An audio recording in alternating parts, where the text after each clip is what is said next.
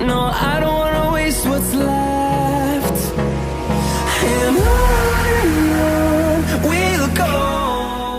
Hi, makeup ka na! Welcome back. Kahapon, nagpunta kami ng SM City, Pampanga. So, nagkaroon ako ng pagkakataong magtingin-tingin sa mga affordable brands. So, sinong hindi nakakakilala sa bench? My God, syempre, high school pa lang ako, bench na yan. So, marami na rin naging improvements sa bench. Bukod sa mga t-shirts, pantalon, mga ibang damit nila, nagkaroon na rin sila ng mga sunglasses, nagkaroon na rin sila ng pouches, towels, nagkaroon sila ng perfumes. Ngayon, nag-expand na sila talaga sa makeup. Meron na sila dating parang mini cosmetic brand, pero yung paint box, pero dati parang ano lang siya, lip tint tsaka yung pressed powder. I believe nag-start yung lip tint na yan, high school ako. So, tinatanongin ko kailan pa yun. Pero high school ako, yes, meron na siya.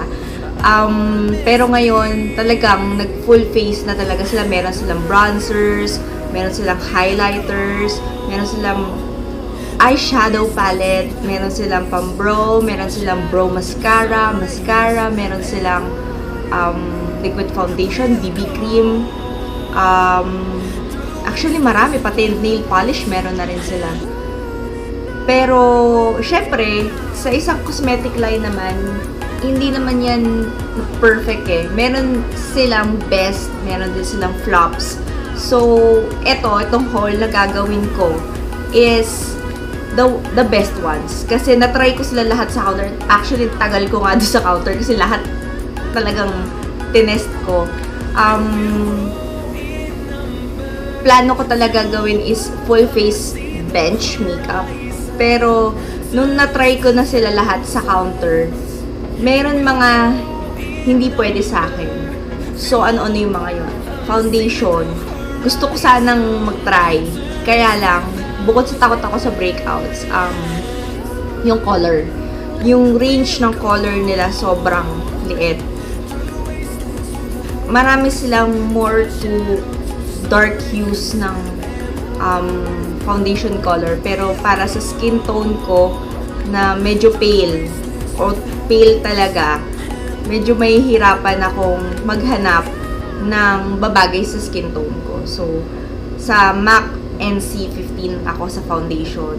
Ang normal is NC20. Yun. So, medyo maputi talaga yung range na gusto ko. Medyo sa Korean brands, ayun, medyo marami ako makahanap na foundation. Pero pagdating dito sa bench, ayun nga, nung na-try ko yung foundation mousse nila, okay yung formulation, pero yung kulay para sa akin medyo dark. Start natin yung mini haul natin. So, first sa mini haul natin is yung eyeshadow stick. I think bago lang to. Kasi when I started using paint box nung high school ako, wala pa silang ganito. Meron lang sila, as I remember, yung pressed powder, tsaka yung Pretty when Pinched. Yan. So, eyeshadow stick is 109 pesos. And then, we also have Auto Brow Pencil. Brown yung color niya. Wala nakalagay kung anong color siya, pero makikita nyo naman dito sa packaging niya. Brown siya. Tapos, I think it's 159 pesos only. Tapos, yung number 1 natin is yung Pretty when Pinched ng Paint Box Bench. Cheek and lip tint naman siya. It's in 180 pesos lang. Nagustuhan ko si Pretty when Pinched kasi murang version siya ni Benefit. Si Benefit po ay American brand. So, ito, sarili natin. So, mas pina-favor ko siya kasi made in the Philippines siya. Si Benetint, ang price niya ay it starts with 800 pesos for 4 ml. Pero si Pretty when Pinched is 15 ml. So, meron din naman malaki si Benetint. Si Benetint 10 ml is, teka, tingnan. Sephora Philippines to. So, up to date naman siya. Si 10 ml is 1,900. So, nakita niyo yung difference? 180 pesos versus 10 ml lang ng Benefit is 1.9 na. So, ang laki ng difference. So, itry na natin. Wala talaga ako nilagay na kahit ano pa sa mukha ko. Nag-prime lang ako, tsaka konting foundation para lang matakpan yung eye bags. Tapos, swatch na natin. Matagal na si Pretty When Pinched. High school pa lang ako meron na nito. Pero yung formulation malaki pinagbago. Dati parang medyo watery pa siya. Pero ngayon medyo parang creamy na siya. So, konting-konti lang talaga. Wala naman sila ibang kulay. Ito lang talaga. Walang ibang choices. Unlike yung Benefit, meron silang cha-cha. Ano pa ba yung meron sila?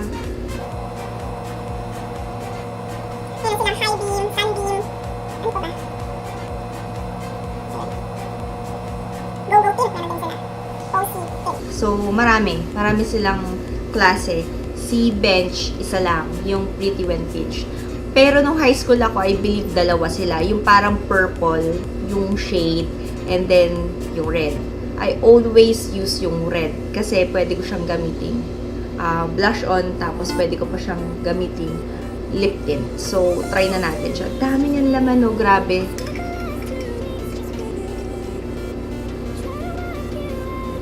So, I think pang personal use lang talaga to kasi kung ilalagay ko siya sa lips ko, kasi ito din yung gagamitin ko.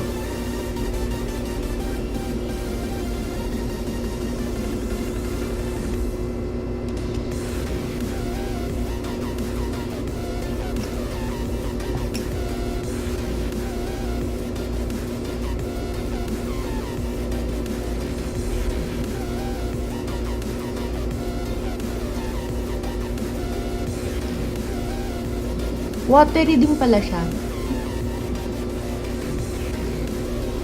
Madulas, madali naman ipahid. Kaya lang,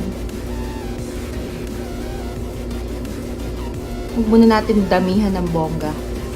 Unti-unti. Pwede naman tayo magdagdag eh.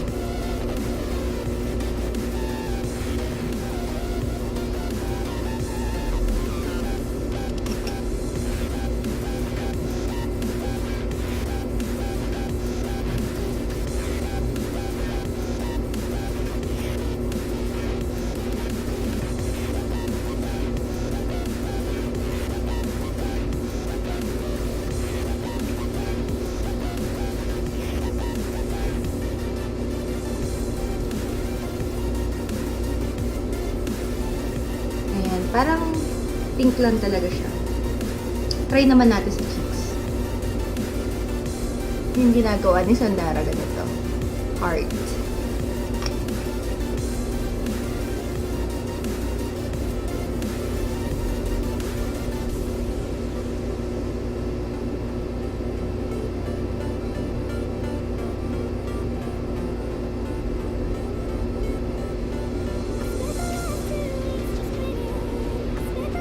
Ayoko siya i-smudge na ganun kasi baka mamaya may mga parts na hindi malagyan ng pantay.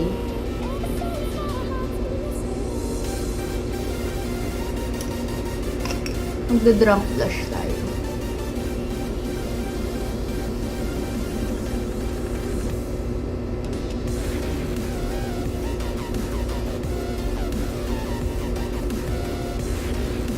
Grabe talaga. Bilis na matuyo. Tuyo na siya.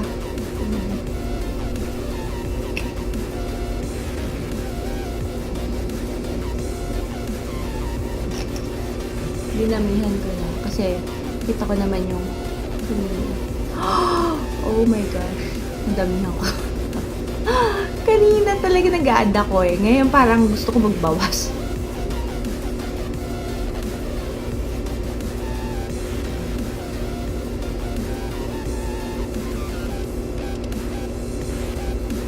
sumobra naman siya sa pula. Ang solution dyan, gamitin ko yung beauty blender. Pinamit ko kanina.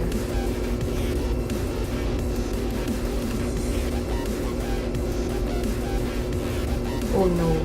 Sobrang pula niya. Ayan na siya. Sobrang pula.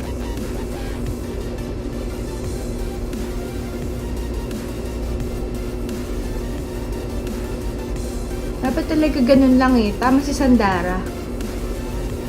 Konti lang. Tapos magdagdag na lang.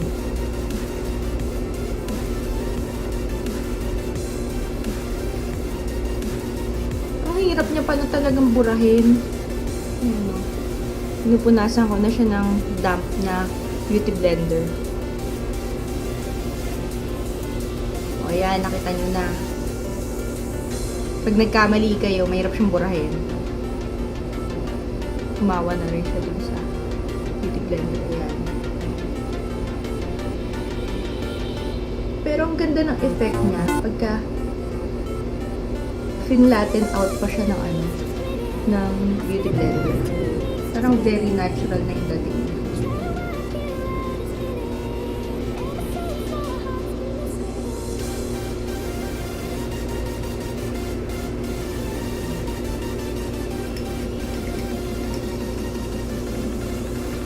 Dahil dyan, sobrang dami ko na ilagay ganyan. Konti na lang yan.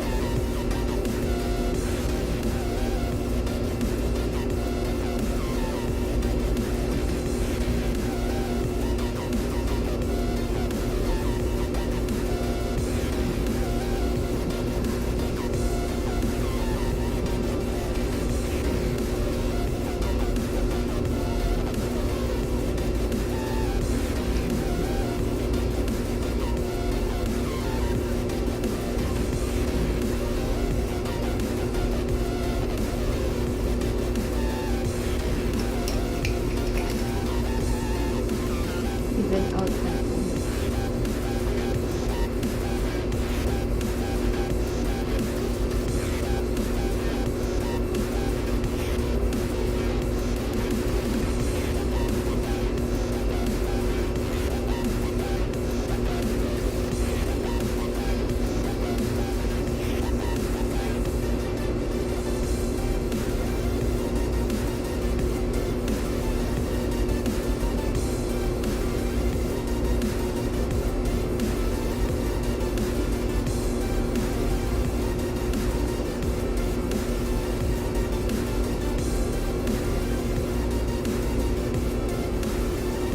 And there you have it. Meron ka ng drunk blush. With Pretty and Pinch. Ay, Pretty when Pinch. Pretty when Pinched. Ayan.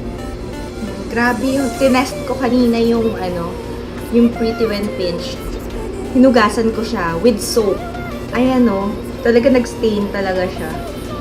Siguro mamaya pag ano, sinabon ko pa siya. Pero mga ilang ulit pa. Sinabon ko siya ng twice, hindi siya natanggal. So, I think, pag uminom din ako, hindi rin siya matatanggal agad-agad. Pero, siguro, pag sipilin yun, tatanggal. Try naman natin tong auto brow pencil.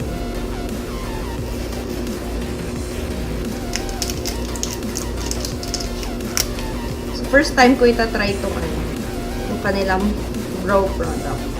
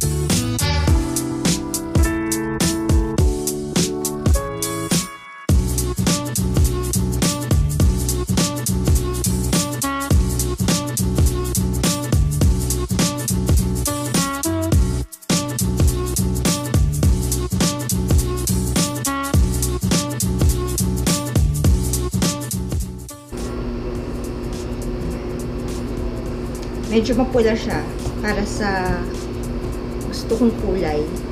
Hindi ko siya ganun ka bet, pero maganda siyang pumahid.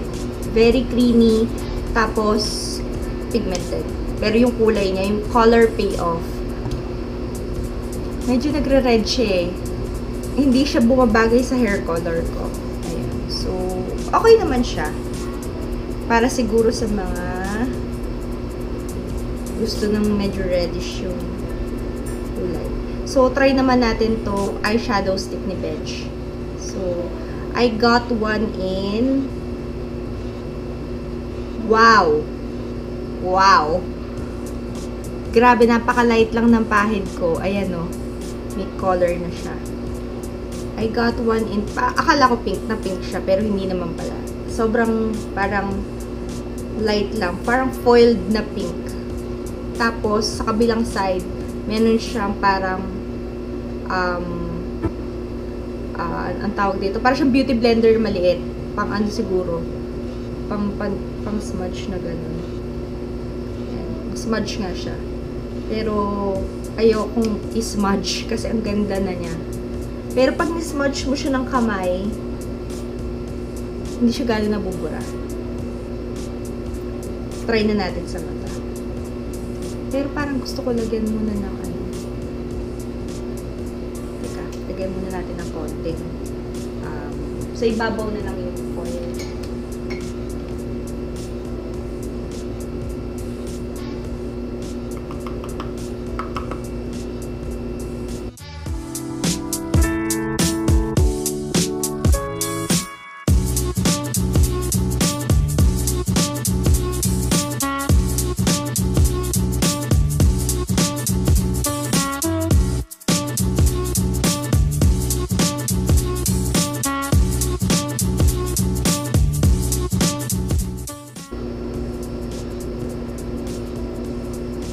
Tingin ko hanggang dun lang siya. Hindi na siya naiikot. Hanggang dun lang pala. O, pwede ba itong tasahan?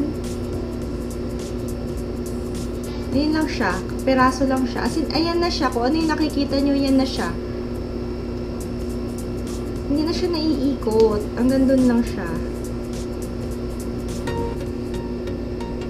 So, ayan. Tapos na yung look natin using Paint Box by Bench. We use Pretty When Pinch ni Bench and eyeshadow stick and their auto brow pencil. So, ayun lang po para sa ating mini haul and swatches. This is the Drunk Blush Makeup. So, thank you for watching. I hope you enjoyed watching my mini haul. Don't forget to like this video, subscribe to my channel, and comment down for more videos. Thank you for watching. Bye! Kalimutan ko sabihin sa inyo, mag-balm kayo when using this tint. Kasi pag naglagay kayo sa lips nito, nakaka-dry. So, yun lang. Maganda siya, pero add ng konting balm para hindi na masyadong dry ang lips natin.